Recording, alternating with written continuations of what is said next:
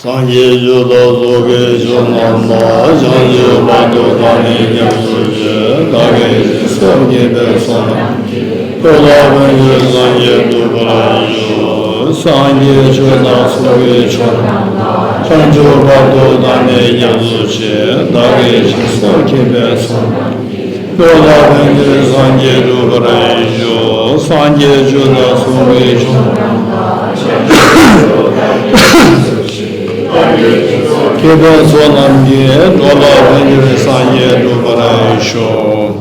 I go for refuge until I'm enlightened to the Buddha, the Dharma, the Sangha, finding conditions of practice of giving and so forth, may I become Buddha to control sentient beings. I go for refuge until I'm enlightened to the Buddha, the Dharma, the Sangha, finding conditions of practice of giving and so forth, may I become a Buddha to control sentient beings. I go for refuge until I'm enlightened to the Buddha, the Dharma, the Sangha, and the commission practice of giving and so forth. May I become a Buddha to benefit all sentient beings.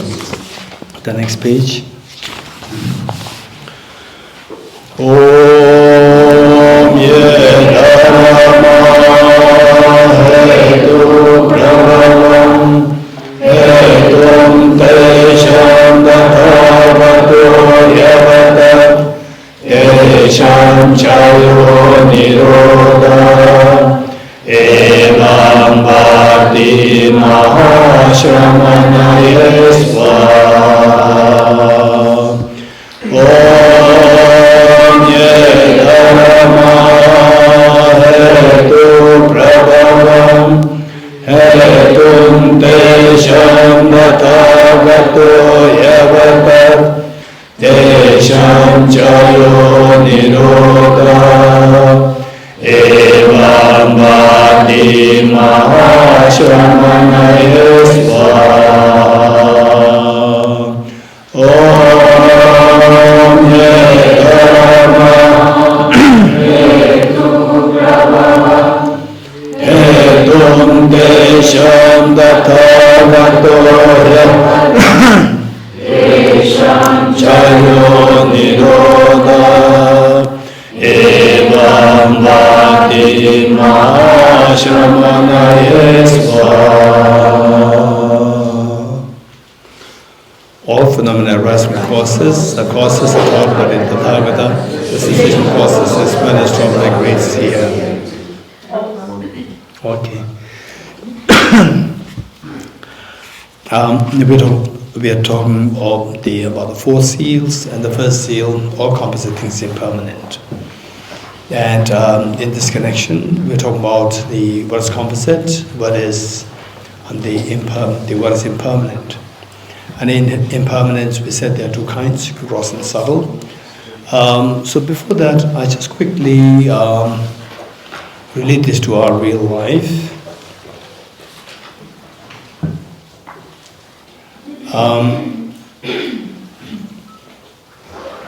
Geshe Milarepa, how many of you have read the biography of the great enlightened, the being Geshe Milarepa? Raise hands. How many have read this biography?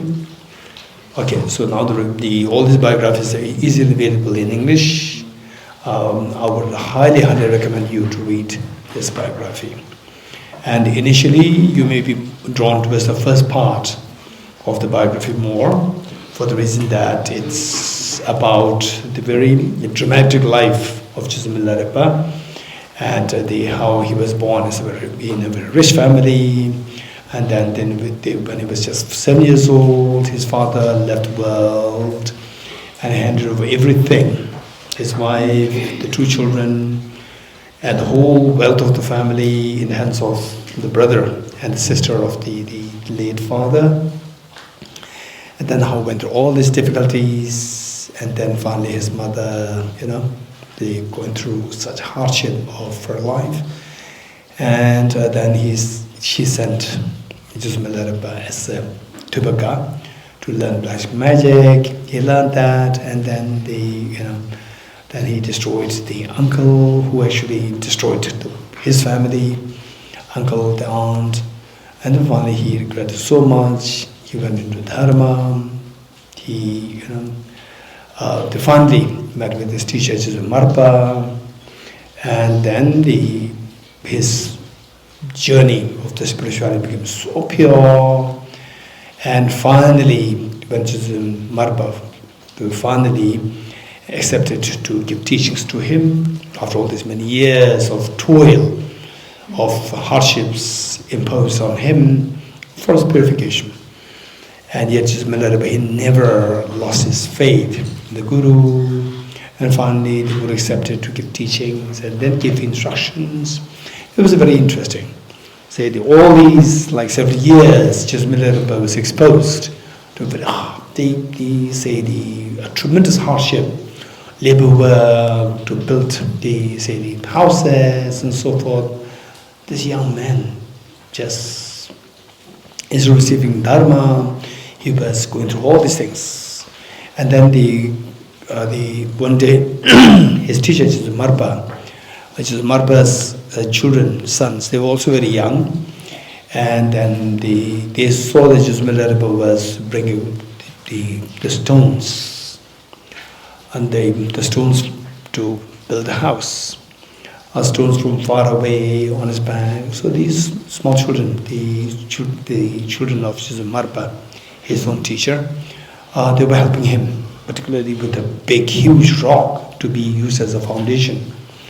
And Marpa saw that, and then Marpa just let him stack the stones. And after coming somewhere to a great height, then Marpa, the teacher, said, "I'll come for inspection." He came, and then he looked out and said, "Well done."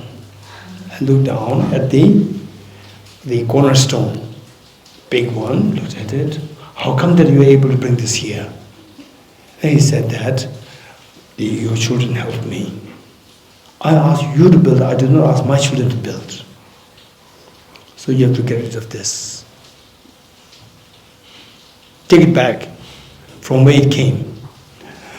He had to dismantle all the walls. And then the huge boulder, he had to take it out, took it back. And yet his faith never shook. So the point is that and then later on, then they say, after all these, you must read the biography. And after this, then finally, so whatever he did to receive teachings, somehow the teacher was not ready, prepared to give teachings. And he would give teachings to many other students, but never to Milarepa. And then, yes, obviously it has many parts of the story. Then finally, one day, Marpa, the teacher, said that, put a special seat here, a seat higher than his best of the students. And everyone was seated, and the one seat was empty. And everyone was so confused. So usually next to Marpa was his senior students, and they were all seated. Now who is going to occupy this seat? All were confused. And then Marpa, called the wife to call Milarepa. And then Milarepa came, and Marpa said, "You sit on this seat." And he was so confused. He could not believe his eyes. So he just prayed that if I'm dreaming, please let me not wake up from this dream. This is such a pleasant dream that my Guru finally accepted to give teachings to me. And then the Guru put his hand on his head and blessed him and said that all these years that I subjected you to these hardships is not for any other purpose, for your own purification. In fact, I personally had this is what he said, that I personally had a dream of my own teacher, Naropa.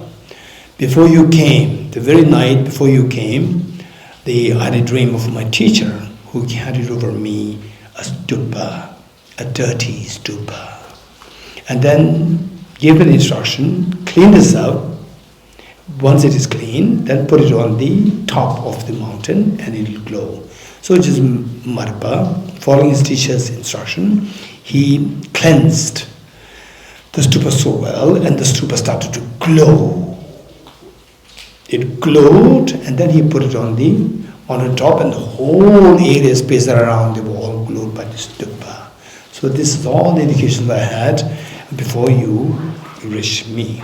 So it's a process of cleansing of you that this hardship was 70 brought to you, and given that Yum Dhamma, Geshe Marpa's own wife, was extremely kind, like a mother to Geshe Milarepa, because that she is so kind to you, cleansing did not happen completely.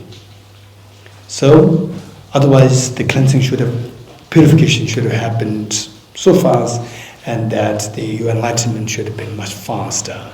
Because of the incredible compassion from the Dhamma to you, that you got several privileges here and there, benefits here and there, food, ointment, and so forth, that the purification did not happen complete.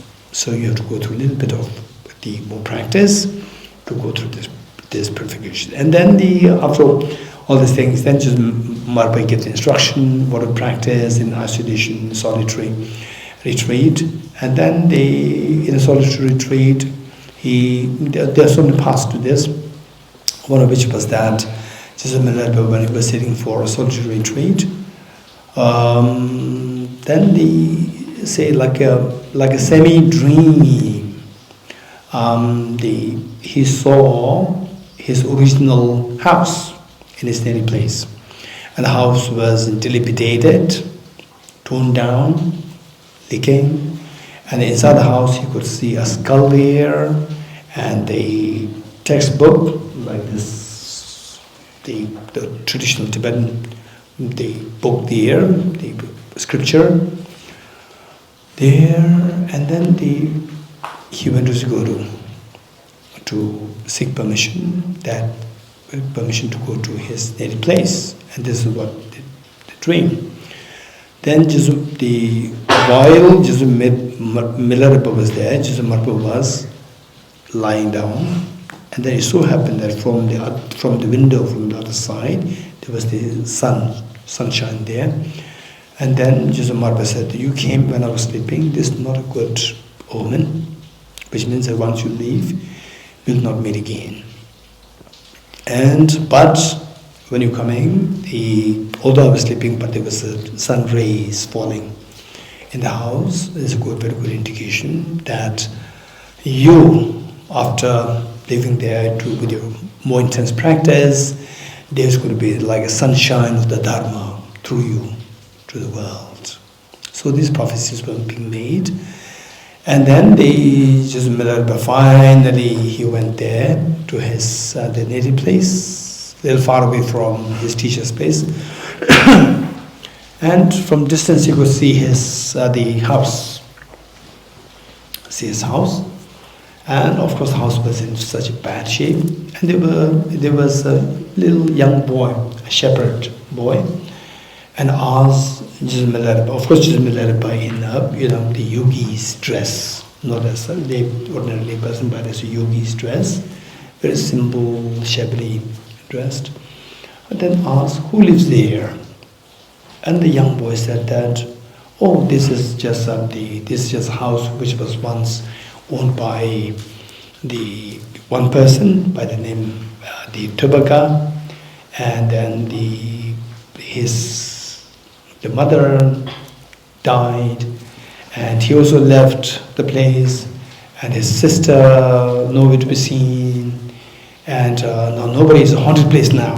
And if you as a yogi, if you go there, you will find the holy scripture there. One scripture, one book is there, and you can keep it. Nobody dares to go there."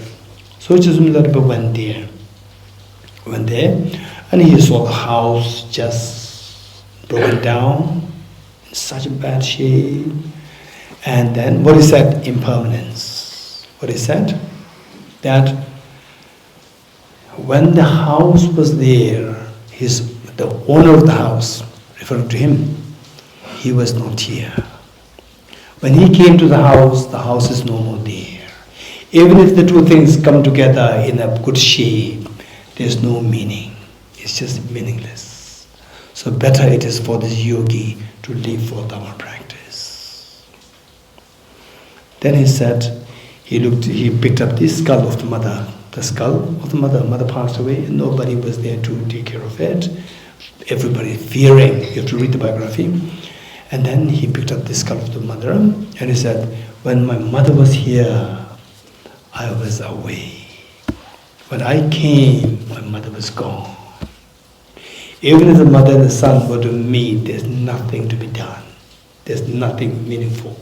So better it is for me to live for Dharma practice. Then he said, this sister, Pedagogy, his sister's name is Pedagogy. When Pedagogy was here, her brother is no more here. When his brother came, the sister was no more there. Even if the brother and sister would be together, there's nothing meaningful to happen. So better it is for me to live for the Dhamma practice.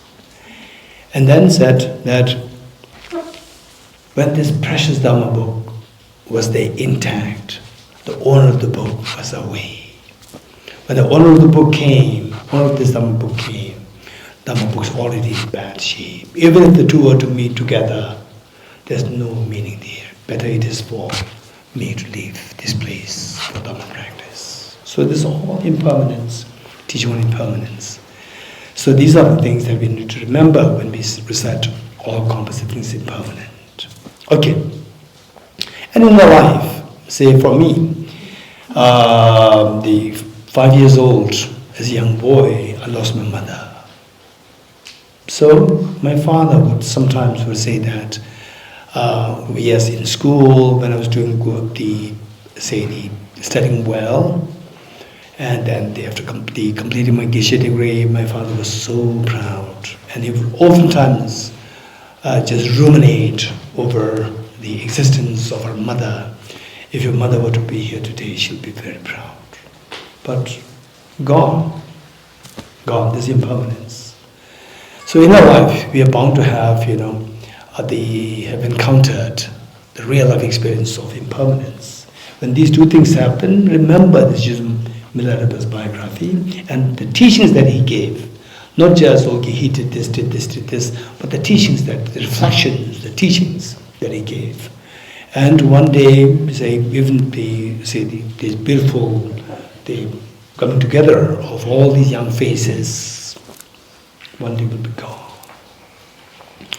And after, then say like 50 years, 100 years, 150 years, 8 billion human beings today, not even a single person will be left then, all will be gone. And of these, maybe few will be remembered either for incredibly great service to the humanity or for being so nasty on this planet Earth. Otherwise, like 99% of the people like us will all be forgotten, even from the memory of the people long forgotten. So this is reality in impermanence. So if you keep this in mind, if we habituate our mind in these line of thinking, then in our life, when we are struck with the severity, the weight of the impermanence, the loss of near and dear ones, you will not be shocked. Because then you could see the world from, the broader perspective in space and in time. Okay, this is what we need to remember. And in our life, we go through difficulties. And difficulties also think about impermanence, that there's a way out, and over time, we'll come to sense that even what is happening today, which is very tragic, will also disappear. And then when you go through excitements, successes and so forth, again you remember impermanence. Even this will one day disappear. Say for example, during my childhood, there were the Hollywood stars, Bollywood stars, and so forth. Now they're all gone. They're old now. So this is reality. We need to reflect, bring these experiences, the realities that actually happen and happening, will happen, bring them in your meditation and make your mind more matured and stable. So this is the purpose of meditating on all composite things impermanent. Okay. The next part is the impermanence of two kinds, gross and subtle. The gross impermanence is the visible impermanence. Visible impermanence, meaning that the composite phenomena whose continuum comes to an end. A composite phenomena whose continuum comes to an end. This is known as gross impermanent phenomena, whose continuum comes to an end. For example, 2022. 2022 is whole 1 year. It was whole 1 year. So now it already came to an end. We cannot retrieve 2022 anymore. At the most, we can have the memory of that, not the 2022. It will never come back again. So that's the reality. And our youth, meaning say you are in your 20s, so your teenage is already gone. It will never come back again. So these are realities. And they say our beautiful days together, the last retreat in September. So there, from there now, how many months? Like 6 months. So we, those people who represent those who are here, Allah for the last retreat with me. Okay. So and others were in some other place. From that time till now, we have grown 6 months older now. And that 6 months younger part of you will never come back again in this life. This is reality. So we think about these. That will be very helpful. So this is the impermanence where the continuum comes to an end. That is a gross impermanence. And subtle impermanence, which means that, say for example, there are things which are the grossly impermanent, or which have the characteristic of gross impermanence, and there are impermanent phenomena which do not have gross impermanence. For example, like, see, your mind in general, it does not have the gross impermanence, because your mind will never come to an end. Your mind continues, but it is impermanent. It does not have the gross impermanence. It is not gross impermanent. Then yourself, as a person, you as a person, say me as a person, it is not gross impermanent. It is not as gross impermanent, because me as a person will continue, will never come to an end. But me as Dorji, so Dorji is the label given to this human being. So this will one day come to an end. That is a gross impermanent, but me as a person, as a being, it will never terminate, will never come to an end. It just continues endlessly. So those impermanent phenomena which continues endlessly, they are not gross impermanent. Whereas those impermanent phenomena which do come to an end, the continuum of which comes to an end, that is gross impermanent. Okay, anybody? You can give examples of gross impermanence. Quick. Some examples of gross impermanence. Shirvani? The end of a tree. The composite phenomena of a tree. The impermanence of a tree. Impermanence of a tree, or let's say the tree which 100 years old tree which fell last year. A tree, 100 years old tree which fell last year, which lasted for 100 years, and finally it died last year. So that is gross impermanent. Anyone else? Gross impermanent example? Yes. Stop the rain. Okay, this afternoon's rain. This afternoon's rain here in Thosamling. It now stopped. So that is the gross impermanent. Very good, thank you. Anyone else? Pleasure of success. I say the pleasure of success, yes. The pleasure of success, this is also because the continuum will stop. Yes. Anyone else? Momos. Momos. That's interesting. Momos, gross impermanent, yes. The joy of eating momo is also impermanent, yes. Very good, thank you. Any more examples? This retreat. This retreat will also come to an end after 5 days. It's also gross impermanent, very good. And those who are new, those who joined the retreat for the first experience, the retreat for the first time, tell me. Any examples? Gross impermanence. So, like for each one of us, we must have somebody in your life who passed away. In my case, my father, my mother, who left now, who left this world, is the gross impermanent. Okay.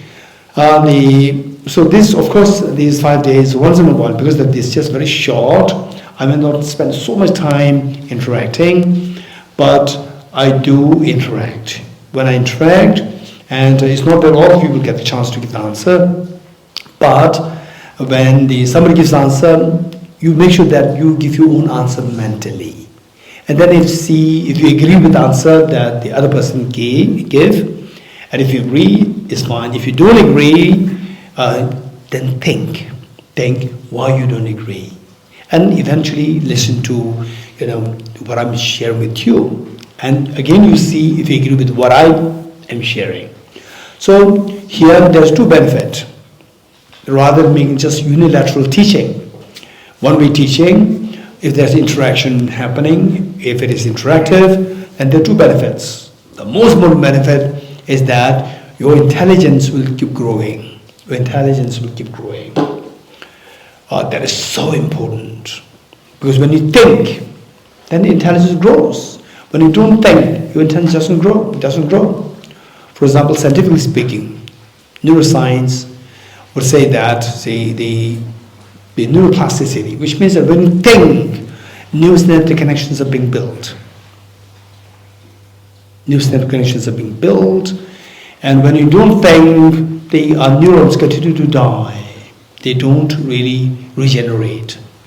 Whereas if you think, new neurons may not be created, but the neurons, the connection becomes so well built. New synaptic connection is created, so that the easy flow of the transmitters happen, and because of which your thought processes, they become very, effective. Okay. So the one benefit, the more important benefit, is that your intelligence grows, number one. Number two is that you get, the information that you get becomes very clear. Otherwise, you think that, yes, I'm understanding something. And when you leave this hall, nothing is left. So once when I was teaching on emptiness in one place, and then I said that ultimately, in a convention, everything exists, ultimately nothing exists. And then I give the example of this house. Let's say that everything is in this house. This is the domain of the conventional. Conventionally, everything exists, like everything exists in this house. The moment you go out, this is the ultimate domain. In the ultimate domain, nothing exists. This is what I said. Then during the break time, one girl came rushing to me. I said, Geshe, what you said is very true. I said, what do you mean by that? She said that when I was in the classroom, I sensed that I was getting everything what you were saying. The moment I left this house, everything disappeared.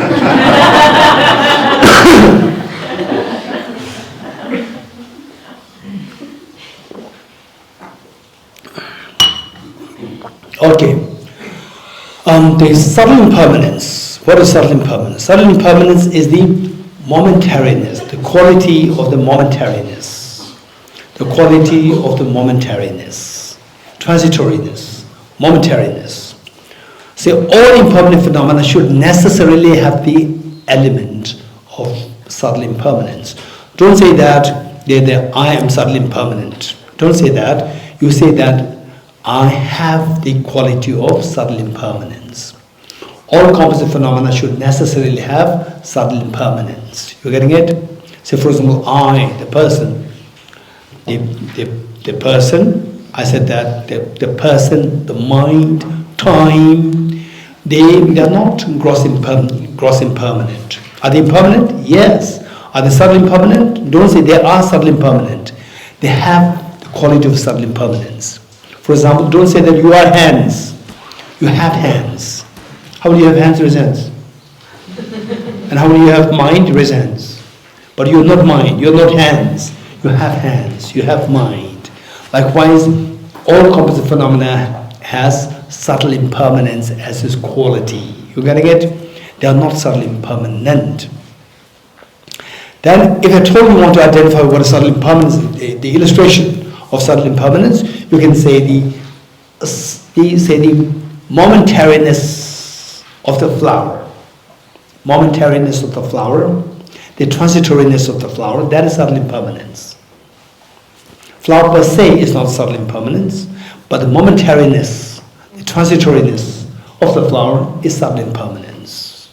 Likewise, momentariness of yourself, momentariness of the mind, momentariness of all composite phenomena, any composite phenomena, can be referred to as subtle. It is subtle impermanence.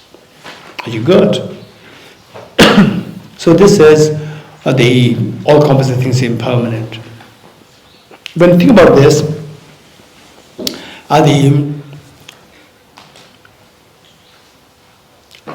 it is very important for us to reflect on both the gross impermanence as well as the subtle impermanence. It's very important for us to reflect on both. Finally, we start from the beginning. So we start from the scratch. We start from the ground. We are actually shaken by seeing the gross impermanence. So you see that your near and dear ones with the COVID-19. One of my very dear friends, just with the COVID-19, they started, just within like 2-3 months' time, my very, very, very close friend, he passed away. And it really shook me. And it's really, the power of the impermanence. And so they say we are actually, shaken by these things, the very imminent, the impermanence, the change that we see around. You won't believe you may not believe that this will happen. Actually, it's happened. And just before this class started, this session started, I received a message from one of my distant relative. They're one of my distant relatives, and earlier we were in the close relationship, and then within a span of like the last 12, 13, 14 years, then they say no relationship. And then recently her husband passed away, and he requested for prayers. And then just before this session, I received this message, a little message. It's all about impermanence. So this is something, as reality. We think we live this while we are alive. The impermanence, all composite things impermanent. So how we think about it is, first we start with the gross impermanence. Gross impermanence, and so what happened? The people who are so close to you, who left the world, think about these. And for example, say the beautiful sunset, within a few minutes it disappears. And the beautiful spring is followed by the summer, followed by the autumn, followed by winter. And the youth, followed by old age. Accumulation, followed by exhaustion. And gathering, followed by the separation. And the Buddha said, all what stands will fall, and all what is gathered will be separated. All what is accumulated will be exhausted, and all what is born will die. This is what the Buddha taught. And this is reality. It's not for us to, it's very negative, it's denial. No, this is the reality. Whether you accept it or not, these are things that will hit us. So, wise people will think about these, and when you're actually struck with these problems, you will not be shocked. Your mind can continue your journey of journey from the miseries to the happiness, from the darkness to the light, and to the fear to the fearlessness. So this journey we can continue, provided that we are prepared. So start with reflect on the gross impermanence. And then also think about not only those who left the world, also think about people who you feel so close to in this life today, right? One day we never know. He or she will one day say that, oh, my dear friend, this person, we were together, we learned from each other so much, and now she left, he left. Or maybe the other person will talk about you, that he left, she left, right?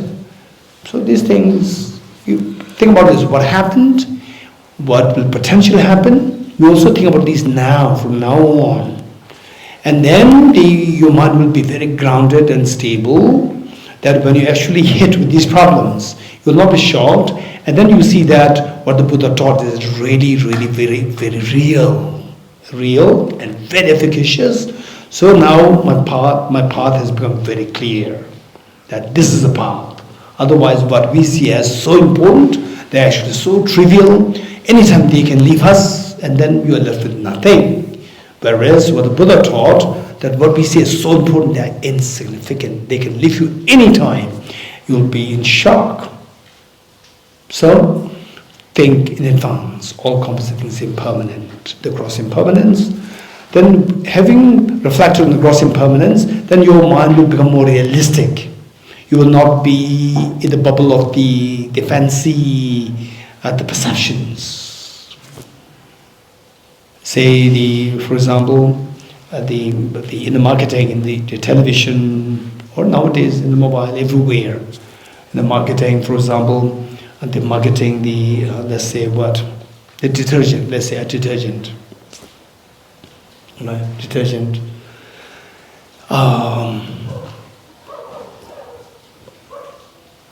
What did you see? Have you ever seen an advertisement of a detergent which said that you soak this dirty cloth in the detergent and it will remove like 60% of the stains and 40% still left? No, you dip in the detergent, very dirty one, and you take it out, it becomes brand new, not clean, brand new, right? So this is advertisement. This is known as being in the bubble of fantasies. And wow, this must be very powerful detergent. And then next you see that shop, you buy it. This is marketing. So we have been deceived by the marketing. And marketing happens not only with the detergent, right? Not only with the detergent, with everything. With everything, right? You go to Dharma, you're too young, right? You come to, oh, I signed up for, you signed for what? I signed up for Wisdom of Emptiness. What is emptiness? What is that? Is that like a club? Oh, it's not a club. What is that? It's a retreat. What is retreat? The Dharma retreat. It's very boring. You are so young for Dharma. You can do Dharma later. If you're interested, you can do it. Not now. Later. Later you can do it. Anytime you can do it. You're young. You're waiting. You have not seen the world. Just feel the world first, right? Feel the world first, and then you can go to Dharma later. Later, when your intelligence all goes down, right? Dharma, which was emptiness, which got a lot of intelligence, right? So this is how people persuade. Whereas, if you know all composite things are impermanent, you know the reality of impermanence. Even this person who is actually dissuading me from following the Dharma, following the retreat and so forth, even this person will one day disappear, leave this world.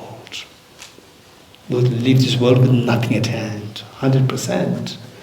So this is what happened. So I should not be deceived by these, advertisements of samsara. I should be careful, I should be wise, I should be watchful of, I should not be swayed by these fantasies. These are not the real. Fantasy and reality, these are very different. Okay, so once you have become very stable, then go deeper. All composite is impermanent. Let's say that 10 years ago, okay, just 2 days ago, I went, no, was it 2 days ago? Yesterday.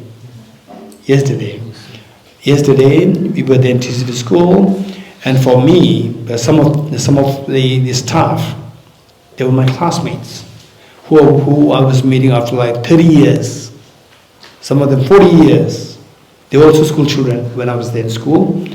And I had a very good picture of what they looked like 40 years ago, 20 years ago. You know, nice boys, nice girls. There are no more nice boys, girls. And they must have seen me the same, you know? Yeah. So this is the impermanence. Okay, so this impermanence. Okay. Something happened to my foot. Okay, this gross impermanence that we visibly seen, let's say that 10 years ago we meet, and then let's say that we plant a tree in memory of our retreat. 10 years later, we see that there's some 10 feet tall tree, 10 feet tall tree. And you then tell Anisamala that there was no tree when we were last 10 years, when we were last here 10 years ago. There was no tree there. There's a big tree there. In fact, you planted, your group planted. What is the retreat? Or the Wisdom of Emptiness Retreat. You planted this. I see. Yes, I remember that. So, which means that in 10 years' time, there was this non-existent tree came into existent tree. Impermanence. Visible impermanence. Gross impermanence. And how did it happen? Right? Some of us, we wait for the deadlines, right? We don't work till that point. And then the deadline comes, then you burn the, what do you call it, midnight lamp. Midnight oil, right? You burn the midnight oil the last 2-3 days, which otherwise you should be doing the last 1 month, and you do it. So is it like this poor seed that we planted, it is waiting for burning the midnight oil, right? And sleeping. Oh, tomorrow completes my 10 year. I should grow 10 feet. Oh. Is it like this? No. Every year, 1 foot. 1 foot. The next year, 1 foot. 1 foot. 1 foot. And then in 10 years, 10 feet tall tree. This is how it worked. Not like, you sleep and suddenly, oh, tomorrow completes 10 years, so I have to grow 10 feet. Overnight. No. So the first year, how tall the tree was? 1 foot. Again, for 11 months and 29 days he was sleeping. I said, oh, tomorrow completes one my year. And then very hard working, and then go like 1 foot. No, every month 1 inch. Every month it was growing 1 inch. That's how it works. So the change that you see over the span of 10 years is possible due to only with the change that you see, change that happens with the stretch of the every year.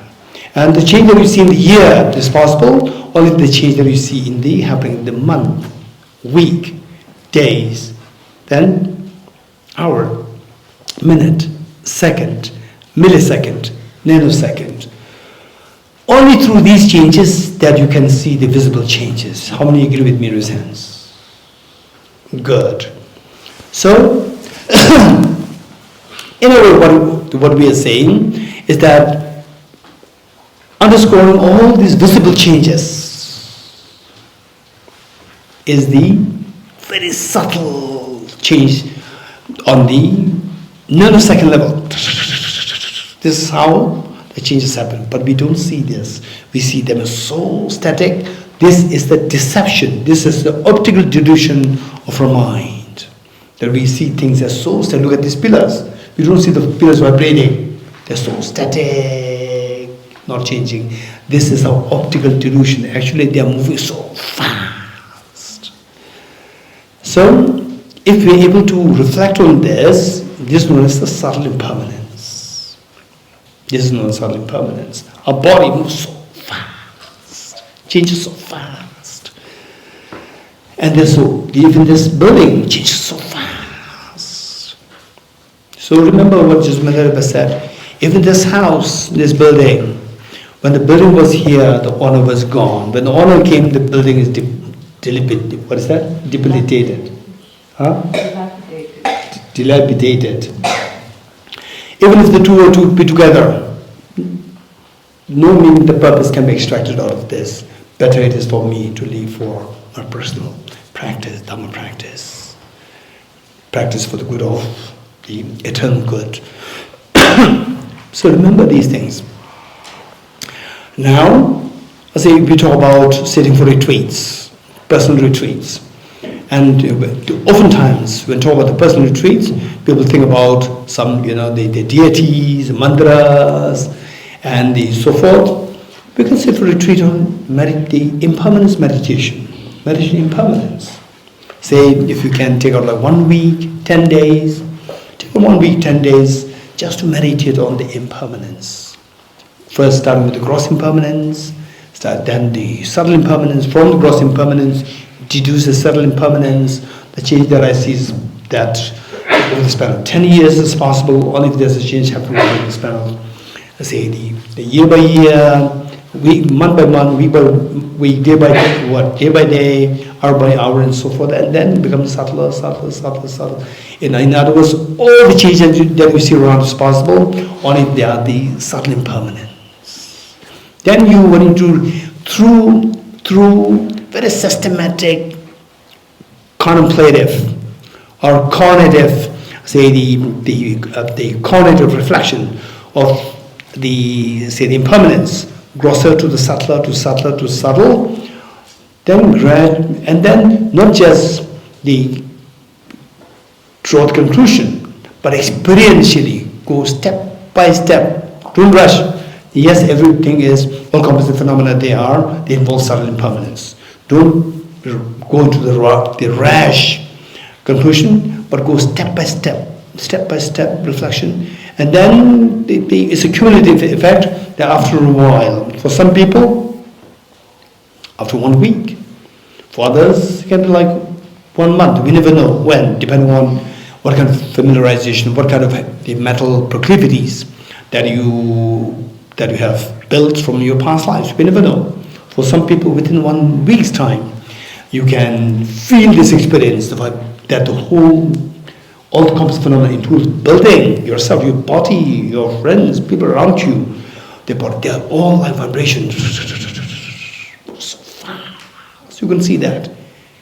It's not what your eyes are seeing, but your mental consciousness, which is being so trained to cognitively to make things subtler, deduce from the grosser impermanence to the subtle impermanence, still subtle impermanence, and then over time, and that too, you have to create a very conducive factor in a retreat where you don't meet with people so much, cut off from the social media, and then you do meditation, contemplative meditation with other conducive factors intact. Then over time, within a week, 2 weeks, for some people it can be like within a week you can have this experience that wherever you look at all the composite phenomena, there's like vibrating, and then the sense of purpose of your life is deviated from the trivialities to a Dharma practice. This is how the meditation on impermanence can be extremely powerful Dharma practice. Okay. Then with this, we see that what we come to at this point is the subtle impermanence. With the subtle impermanence, we come to know that your body, your house, the food that you eat, the clothes that you wear, people around you, they're all moving so fast. Moving so fast means that the first moment changes to the second moment, the second moment changes to the third moment. How many agree with me, raise hands? This meaning of moving so fast. Okay, so when that happens, what determines the second moment? That is determined by the first moment, yes? What determines the third moment? Determined by the second moment. Second moment determined by the first moment. This is known as the cause and effect. So the first link, the first seal, all composite things impermanent, this will take us to the understanding of law of karma, cause and effect. Karma meaning action. Action and its effect, cause and effect. Okay. So let's say that you're thrown, how many have seen very fast moving train, presents? Okay. Not only you have seen that, sometimes when you're actually in the train, because that it moves so fast, sometimes for no reason or because of this fastness, you feel a little bit of some form of fear sometimes. It moves so fast. How many got this experience in your sense? Okay. And for some people, when you see that the train moves so fast, some people naturally they will link. Naturally, it happens that this fast-moving train links the mind to the fast-moving life. If that happens very naturally, it means you have a great connection with Dhamma practice in your former lives. If these things happen. Otherwise, if it doesn't happen, don't worry. The next life, right? Next life, right? Make sure that, oh, it's happening to me now. This you did because you practiced this from Thosamling retreat, emptiness, last life. You getting it? You have to reset it from this life. Okay, if it does happen in this life, you are very fortunate in the sense that you have put effort in this practice from past life. So linking, automatically it links. This is my life. Look, the train is moving so fast. My life is moving so fast. Yeah, it automatically connects. So the masters, Buddhist masters, they always advise how to link your day-to-day experiences with the Dhamma practice. For example, let's say that when you open the door, you just link it with opening the door of the Buddhahood, opening the door of the freedom from liberation, door to liberation, door to Buddhahood. When you close the door, you're closing the door of samsara. Now all the beings already have left the samsara towards nirvana Buddhahood. Now the samsara is closed. There's nobody going to samsara anymore. And say, when you see, let's say with the cars, if you see the end number 3 jewels, triple gem. So likewise, let's say that the say number 37 harmonious path to enlightenment. So just connect yourself with anything that you see, connect with the Dharma. For example, number 13 is considered as very inauspicious number in some places. Say in the buildings, the floors, 13 is missing. 1, 2, 3, 4, 5, 6, 7, 9, 10, 11, 12, 14. 13 is missing. And even the lifts, the number 13 is missing because that's considered very inauspicious. Which means that you are scared of the inauspicious number. Why don't you make everything connected with Dharma? 13 deities of Shri Guya Samaja. Right? Rather than being scared, see this number is so auspicious. So you see that everything that you encounter with, they are so auspicious. So you are infinitely auspicious. There's infinite auspiciousness surrounding you. This is the meaning of the Dhamma practice. Okay. So with this, what I said is that the all composite things impermanent means the gross impermanent, subtle. From the gross, you go down to the subtle ones. From the subtle, we see the momentariness. First moment change into second, to the third, to the fourth, fifth. And the fifth one is determined by the fourth one is determined by the third one. So that you are determined by the previous moments are known as the previous moments affecting, previous moments serving as a causes to determine you as the result, cause and effect, cause and result. So then here comes the cause and effect concept, the law of karma. So with this, what is the second seal?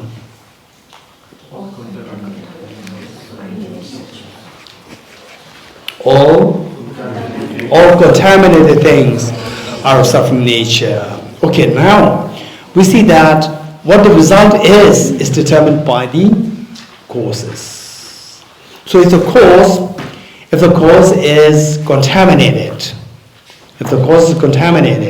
for example, let's say that they say that you are on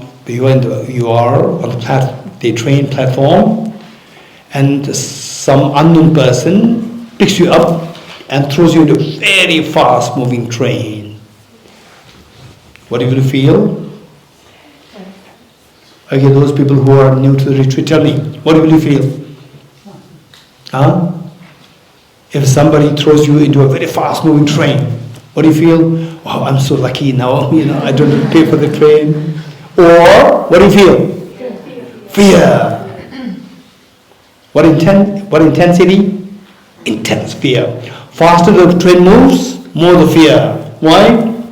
Where is this train taking me? Where is this train taking me? Taking me where? Taking me to where? This question. So, who decides where this train takes you? Who decides? Hey, tell me. The girl there? Who decides? Train decides. Anyone? Anyone? Who decides? Huh? The driver. Train driver decides, as simple as that. Right? Don't think that he must be waiting for some very complicated answers. Right? If I say train driver, he may laugh at me. No. Keep simple things simple. Right? This is very simple. Who decides that where the train is taking you? Is decided by the train driver. And if the train driver's mother, you're so happy. It will take you to pick the spot.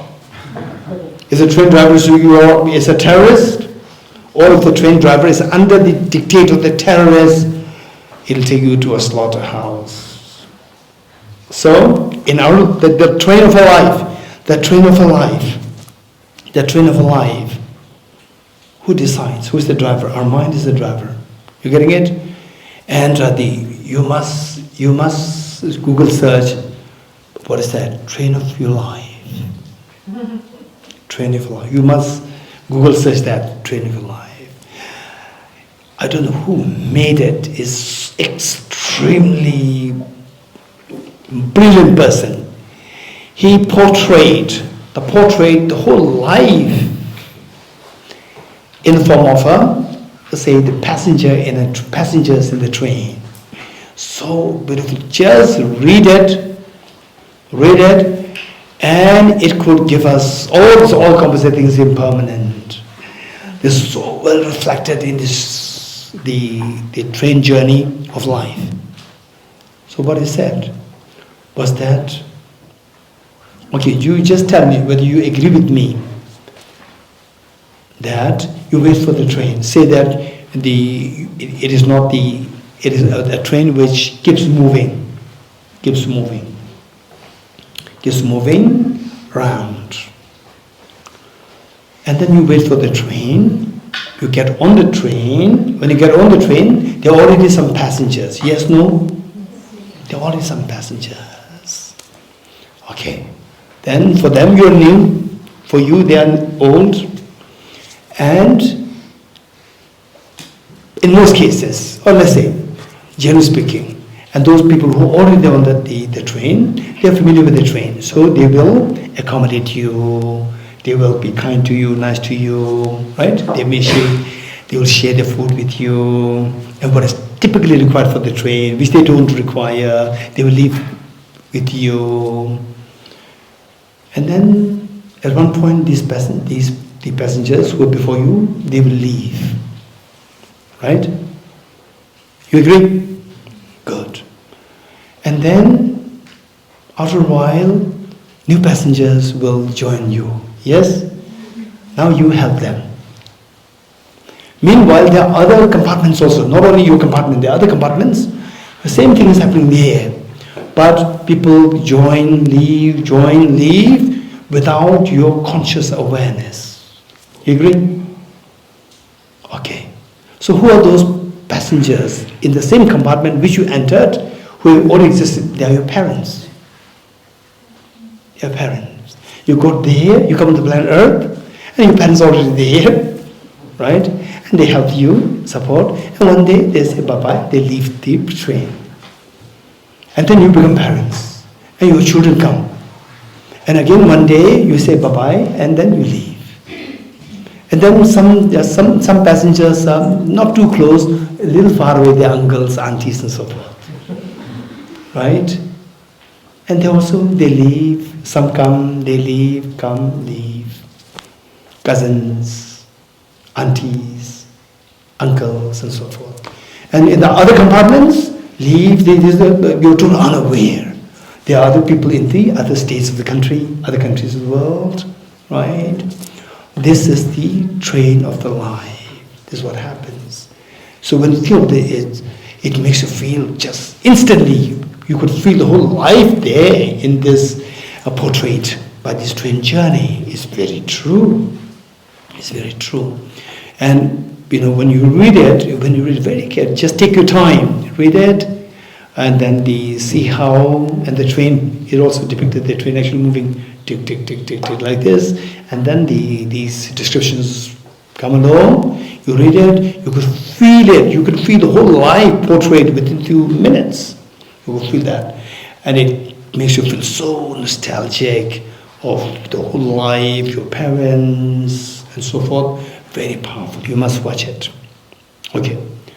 So what we said is that this train of life is determined by where this train will take you is determined by the driver. If the driver is a mother or father, they will take you to a big spot. But if the train driver is either the terrorist or under the sway, dictate of the terrorist, they will only take you to miseries. And the train of your life, who is the driver, our mind. Unfortunately, this driver is under the dictate of the 2 worst terrorists: self-grasping ignorance and self-centered attitude. So these two, say the terrorists, these 2 demons, they dictate this mind. So now this train is moving so fast, and these 2 demons will make you to move from where you are to miseries. And these 2 demons, these 2 demons, particularly self-grasping ignorance, is the self-grasping ignorance. It is the worst of the contaminations. Worst of the contaminations, self-grasping ignorance. So when your mind is contaminated, particularly by the self-grasping ignorance, it will take you only to the miseries. So the second seal is, all contaminated things are suffering nature of suffering. You getting it? Okay. So this connects us to from the first seal to the second seal. All contaminated things are suffering nature. And the mantra which we read, E Dharma Hetu Prabhava. All these phenomena arise from the causes. Now look, they're all linked to each other. So if you know the Dhamma well, we see that you learn, you know how all these teachings are connected to each other. It becomes a very beautiful one, jigsaw puzzle, set properly. Okay, so which means that as long as I'm under the sway of these contaminations, what is contamination? Contaminated and contamination. Contamination refers to afflictions. Contamination refers to afflictions. What is affliction? Affliction is the mental factor, the presence of which disturbs your mind. Let me repeat it. Contamination refers to afflictions. What is affliction? Affliction is a mental factor, the presence of which disturbs your mind. Affliction is a mental factor, the presence of which disturbs your mind.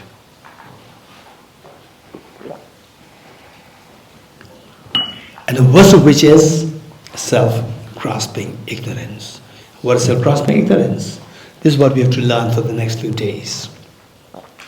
Okay, so what is what is contaminated? So contamination is affliction, and what is influenced by the contamination themselves, or what is influenced by the contamination is known as contaminated. What is influenced? For example, our mind is influenced by the contamination, so our mind is contaminated. So what is contaminated will only take us to the miseries. The driver influenced by the demons, they will only take us to the miseries. What kind of miseries? All the miseries which we experience in our life. Miseries of a life. Any miseries. Okay, anyone who likes to share what kind of miseries? In your life, or in somebody else's life that you have seen, in your family, in your friends, with yourself, or anything, just quick.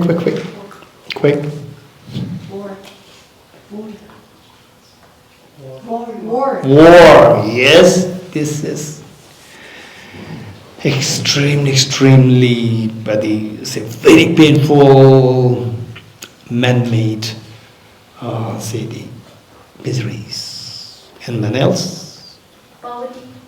Poverty. Yes, this is an acute problem. Anyone else? Addiction. This is again another, wow. This is so painful. One day, many years ago, I received a call from one gentleman. I knew him so well, he passed away. And he was not really, he's a very reserved person. He's not really into spirituality, but his sister is into spirituality. And because of the sister, he somehow, being really connected with me, but he's not so interested. Just make his sister happy, he would just, otherwise he would not call. One day he called me up, phone call. And he said, Geshe, you have to help me. I said, what help do you need? Then he said that the same problem. He was into alcohol addiction. It's the same problem, he said. It's the same problem. So now it's just 6 a.m. I already just got, drained into this. I was just drowned into this, the drinking problem. Again, you must help me to just elevate me out of this problem. Take me out of this problem. So he knows that there's a problem. He knew that there's a problem. Addiction is severe. This is like a very vicious cycle. Extremely vicious cycle. Any more sufferings? Unhealthy competition. Unhealthy competition. Unhealthy competition, yes, of course. Unhealthy competition is again very painful. And very painful. Any more? Sickness, yes. This is again another very serious problem. Seeing the suffering of others. The pain that we feel through seeing somebody else's problems, sufferings. Anyone else? Attachment. Yes, attachment is a kind of the addiction. It's a mental addiction. And so we are all expert in this. We're all expert. The fact that we're in samsara means somebody is attaching us to samsara. What is that? There's no somebody else forcing us to be attached. You're getting it? So this attachment, this is again a vicious cycle. Anything else? Depression, anxiety. Depression, anxiety, they are the severe problems. Miseries of taking such a long time to finish the studies. Miseries of taking such a long time to? Finish studies. PhD.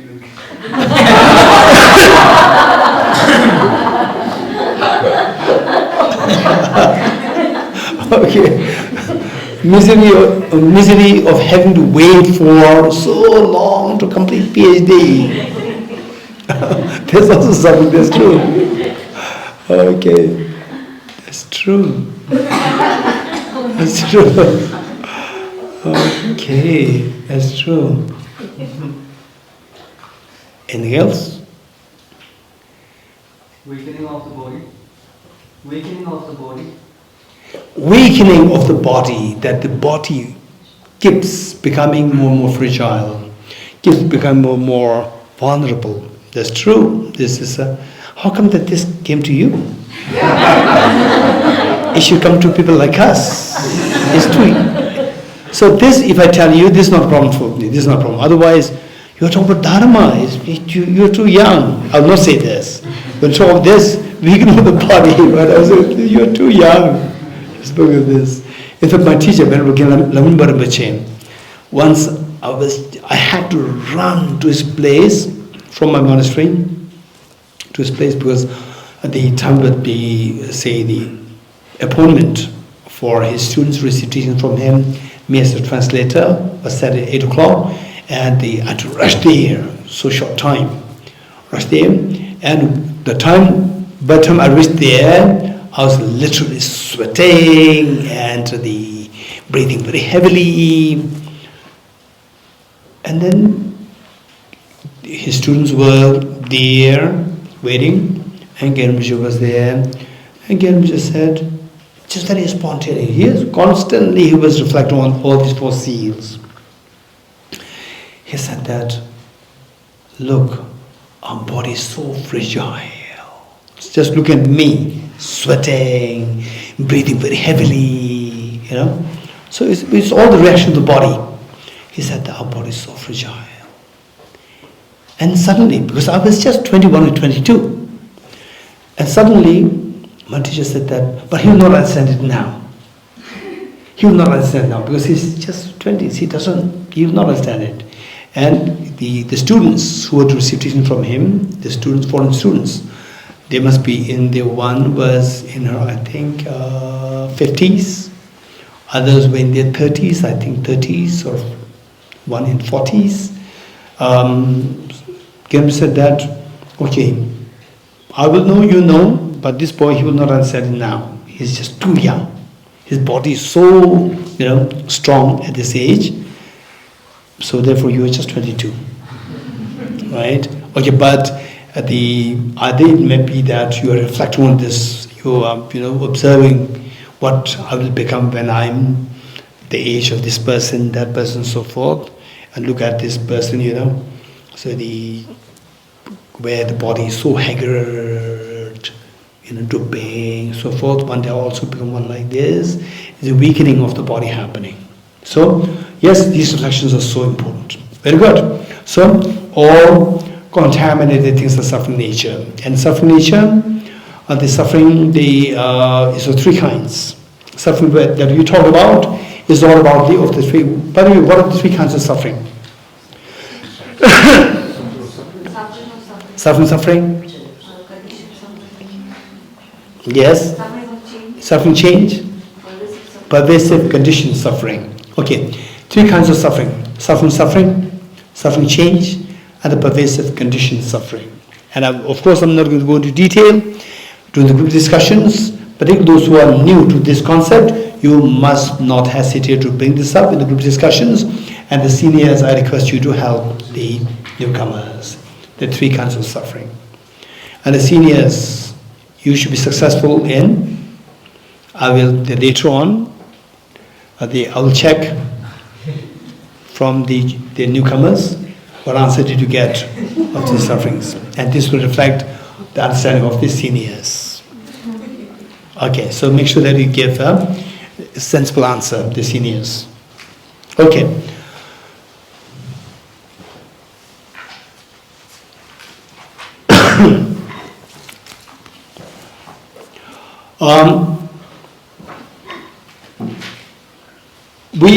This morning, yesterday we discussed about the 2 goals and the 2 potentials and the 2 defilements and then the 2 remedies. You getting it? So the 2 defilements. What are the 2 defilements or 2 obscurations? What are they? Afflictive obscurations and the cognitive obscurations. Good. The next question is, what constitutes afflictive obscurations?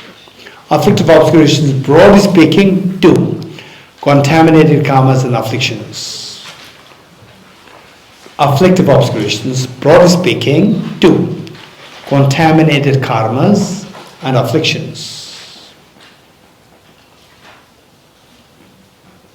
Okay, and if you want to go more detail, then contaminated karmas, afflictions, inappropriate attention, then what? Self-grasping ignorance. Let me repeat it. If somebody would ask you what constitutes contaminate the afflictive obscurations, contaminated karmas, afflictions, inappropriate attention, and self-grasping ignorance. Okay, and this is well presented by Arinigarjuna in his text Mula Madhyamika Karika, the fundamental wisdom of the middle way, where I expect all of you to remember this verse, learn this verse by heart.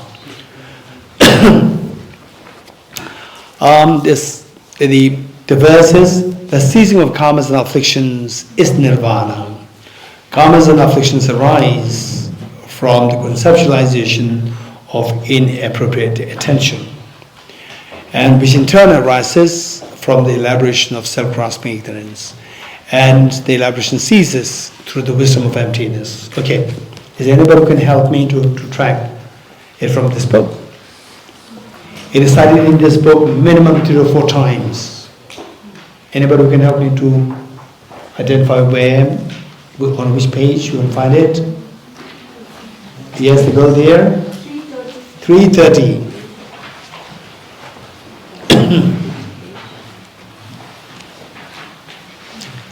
Yes, in 330 it is there. And any other sources, any other pages? It is cited several times. Anyone? So one, what's your name? The girl there? Your name? Diskit. So Diskit identified it on page 330. Anyone else? It is cited on several. It's cited on several pages. Anyone? 216. 216.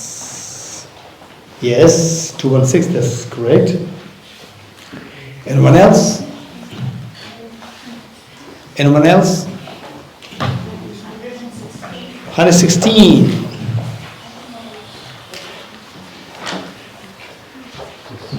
Okay, so we found it's cited at least on 3 pages. One, Diskit, what page? 330. Nicola? 216. And the Dr. Nizala? 116. Okay. So of these three, 116 is the original source. 116 is the original source. From this, then it is used, cited in the other text also. Okay. So let me see. The 116, page 5. Ceasing comes afflictions. Okay, this seems like this. Nicola, is this the new book or the old one? New book. Okay, this requires to be edited. So I don't know how it is still left unedited. Ceasing comes afflictions, instead of leads to, change it to is nirvana. Ceasing of karmas and afflictions is nirvana rather than leads to nirvana. Okay, is there anybody who can help me to later on contribute to the editing? Sorry? Yes. So what I'm saying is that somebody should inform us that these are to be edited in the next edition. So Pierrilla, you're going to do that. Okay, so make sure, please note them down if possible. On one page, you put all these to be edited and you can give it to Tibet House. and then they will include this. Okay. Ceasing of karmas and afflictions is nirvana. Karmas and afflictions arise from conceptual thought. These arise from mental elaborations, grasping of true existence. Elaboration ceases by or into emptiness. I'm going to quickly explain this. What we find here is that we can find 5 points here. The 5 points. So what are the 5 points? Number 1, ceasing of karmas and afflictions is nirvana. What is the opposite of nirvana? Samsara. So number 1 is samsara. And this samsara is because of the contaminated karmas.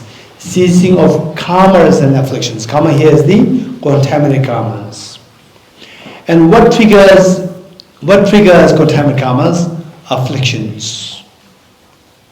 Which means what causes the contaminated karmas? Afflictions. What causes the afflictions? It says karmas and afflictions arise from conceptualization. So this conceptualization is conceptualization of the inappropriate attention. So number 3, first one is miseries. Number 2 is contaminated karmas. Number 3 is affliction. Number 4 is conceptualization of inappropriate attention. So what triggers the inappropriate attention? That is the elaboration, which in turn arises from the elaboration of self-grasping ignorance. Which in turn arises, meaning that inappropriate attention is given rise to by the elaboration of self-grasping ignorance.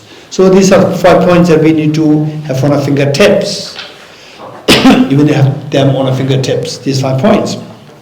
Suffering or samsara, then contaminated karmas, afflictions, inappropriate attention, self-grasping ignorance. We need to have these 5 points on the fingertips. You getting it? Okay. So we need to know what they are.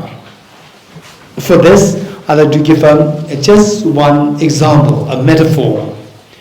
And the metaphor, yes. Okay, let's say that this is, some of you heard this so many times, and the newcomers for you, think of this. Let's say that, okay, to make it quick, let's say that we are dreaming. We are dreaming. By the way, tell me, how many of you in your life you dreamt of attending classes? And that truly you didn't want to attend the class till you are there in the class. Or you are so excited to have the class. Right? So just imagine that you are dreaming. You are dreaming of attending class in Thosamling. You are attending a class on emptiness as a part of the Wisdom of Emptiness Retreat. And actually you are in your respective places. In America, in Mauritius, or wherever in the world. You dreamt of being in Thosamling and taking class on emptiness. And then what I did is that you dream of me showing you this. What is this? Mobile or dream mobile? I said you're dreaming. In the dream that I picked up this. What is this? Dream mobile. You agree? Hey. Yes, no? Yes. Okay. But you don't see this as dream mobile in the dream. You see this as real mobile. And you looked at it so well. And you see this as brand new iPhone 14 Pro Max. Okay, I picked this up and you see this as a mobile, number 1. Actually, this is a dream mobile. You see dream mobile as a real mobile, number 1. Number 2, you look at it very closely, and you see that as brand new iPhone 14 Pro Max. Number 2. Then what happens? Oh, that's interesting. Geshe is not interested in iPhone 14 Pro Max, right? Geshe, can we have our mobile phones exchanged? And your neighbor said, that, no, I said it before. Before he entered, I saw this, and I told him, and he agreed. And then two of you have fist fight. With the fist fight, the police comes. And two of you end up into jail behind bars. Jail is not a good place. Jail is miserable. Miserable means samsara. So you end up in samsara, point number one, samsara, jail. And your poor mother was waiting for you, right, for your evening calls. Or, say, let's say that your poor mother calls you up, and then no response, then calls up Thosamling. So what happened to my daughter, what happened to my son, I'm expecting call. I said that, we learned that your son and your daughter, they are behind bars. And the mother is so hurriedly go to the jail, right? I said, what happened? You went for emptiness retreat. Right. Okay. Why you end up in prison? Why? Tell me. Why you end up in prison? Why? Huh? Because of your attachment to the mobile? Simply because I'm attached to the mobile, the police will not arrest you. If you don't believe, go into the shopping malls. And where all these hundreds, thousands of the old mobiles are there, you feel attached to them. No police will arrest you. Why you end up in prison and why the police arrested you? Only because of the fight. Till you fight, verbal abuse, fight, mentally, even if you become so angry, you destroy the whole world, no police will arrest you. Right? You feel attached to the mobile, everything. I own, just imagine, I own the whole this shopping mall. Still the police will not arrest you. Only when you fight, then the police will arrest you. So your prison was because of your fight. Fight is the action. Action is the karma. Why did you fight? You didn't go to fight. You just go to study. You go to stop the fight. To study emptiness and you stop the fight. Why did you fight? Hey, why did you fight? What made you to fight? Attachment to the mobile and aversion to the competitor. Attachment and aversion. You're getting it? Attachment and aversion, these two are the afflictions. Karma because of the afflictions. And why are you attached to the mobile? Why are you angry towards this person? Because we are fighting over the same mobile. This mobile. And why are you already have a mobile? Why attached to this? No, this mobile is very special. This mobile is very special. Inappropriate attention. This mobile is very special. It's not just the mobile which mommy gave me, 2,000 rupees mobile. This is not 1 lakh rupees mobile. Right? iPhone 14 Pro Max. Okay. Inappropriate attention. Is this mobile in the first place? In the first place, not even a mobile. This is dream mobile. Dream mobile is not a mobile. So first you exaggerate the dream mobile as the real mobile. Then you exaggerate the quality of this mobile as iPhone Pro Max. Then you feel attached to and aversion to your competitor. Then you have fist fight. You end up in jail. You getting it? Okay, now let us do it again. Say why you end up in prison. Hey, quick. To save time. Because of fist fight. That is karma. Why do you have the fist fight? Because of the affliction. What affliction? Attachment to mobile and aversion to the competitor. Affliction. Why did you have the affliction of attachment to the mobile? Because this is so good. So good, you exaggerate the quality of the object. That is known as inappropriate attention, number 4. And how come that this inappropriate attention comes? Because of the belief that the dream mobile is the real mobile. You getting it? Okay. Now, how do you relate this to a real life? Real life is that, let's say that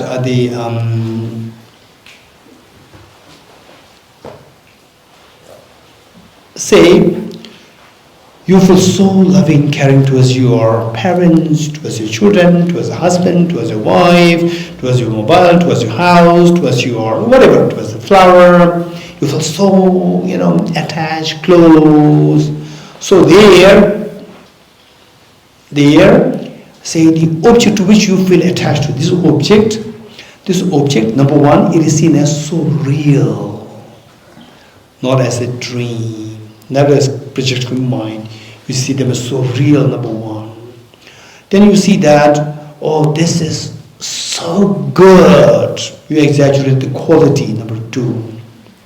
First you misconceive the object. Then you misconceive the quality of the object.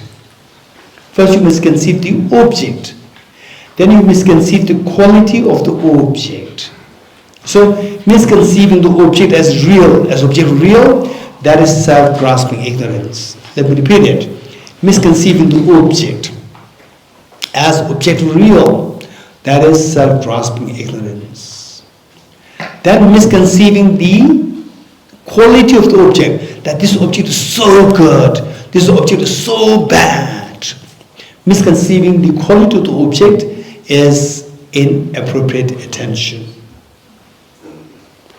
Then once you misconceive the qualities of the object as so good, so bad, so good, attachment arises. So bad, aversion arises. So these are the afflictions. These afflictions then make you to move. Movement is action. These afflictions make you to move. Physical fight is where you use your muscles. Physical movement. This movement is directed by your thought process. This emotion, affliction. So this affliction makes your body, space and mind to move into action. So that body, space and mind action driven by the afflictions is known as contaminated karma. With the contaminated karmas, then you end up in prison. Prison is samsara. You getting it? Okay. If you don't want to end up in prison, what should you have done? You should have not fight. You should have stopped fighting. If you did not want to fight, what should you have done? Should be happy with your own.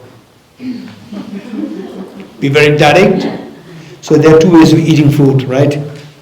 Eating food like this, or eating food like this, right? So eat food directly. Your name? Sonamla. Sonam is eating food like this, Be happy with your mobile. Yeah, I'm happy with my mobile. I want an extra mobile. What's wrong? Okay, be very direct. If you don't want to have this, they say the what?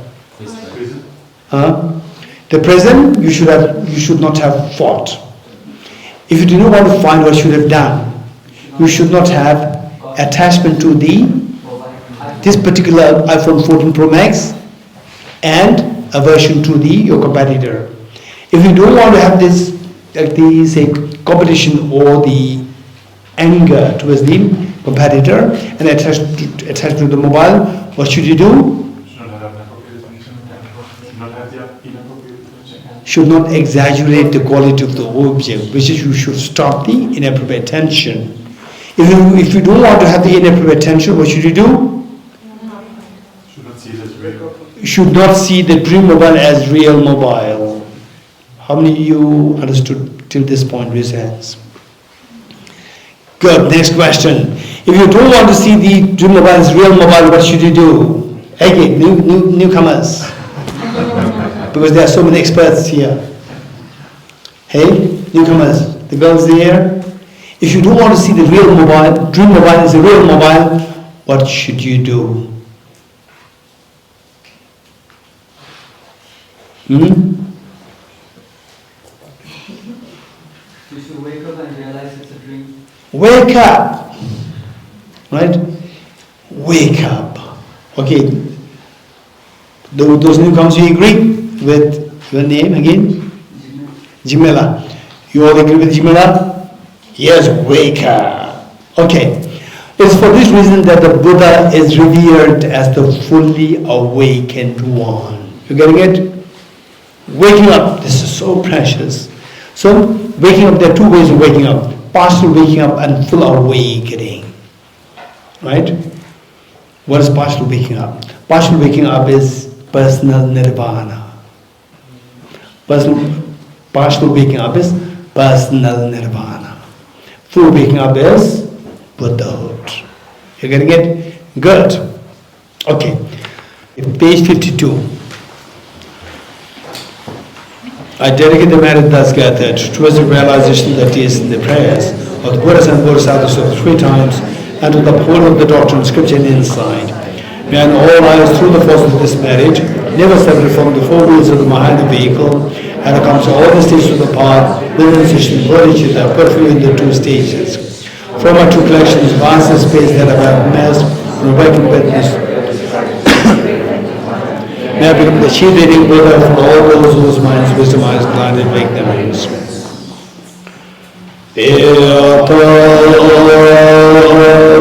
Om Gati Gati Paragati Parasangati Bodhisvatyata Om Gati Gati Paragati Parasangati Bodhisvatyata Om Gati Gati Paragati Parasangati Bodhisvatyata